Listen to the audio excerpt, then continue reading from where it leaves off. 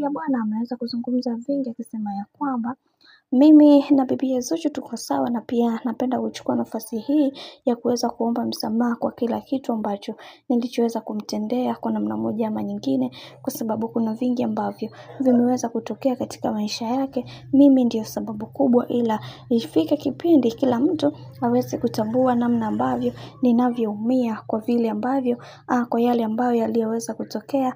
Natamani sana kuweza kuzungumza kila kitu, ila ni vile tu nashindwa. Ila leo hii nimeweza kutambua makosa yangu yote ambayo nimekuwa nikiyatenda katika maisha yangu, hivyo naamini kwenye hili kila mtu atanisamehe. Mimi ni binadamu na pia nina mapungufu ambayo hayawezi kuzuilika, hivyo naomba sana niweze kusamehewa kwenye kila kitu ambacho kilichoweza kutokea, kwa sababu mimi pia najua madhaifu yangu yako wapi, na naelewa namna ambavyo watu wengine wanakiwa wanajisikia vibaya juu ya hiki ambacho kilichoweza kutokea. Kiukweli hata mimi siko sawa na naumia sana kwa hiki kinachoendelea, ila ndo kama hivyo sipendezwi na haya yote, ila Mungu mwenyewe ndiye anayepanga haya yote kuweza kutokea. Hivyo naomba radhi kwa kila kitu ambacho kinachoendelea, kwa sababu mimi ni moja kati ya mtu ambaye sipo sawa kimaisha na sipo sawa hata kimfano wa aina yoyote.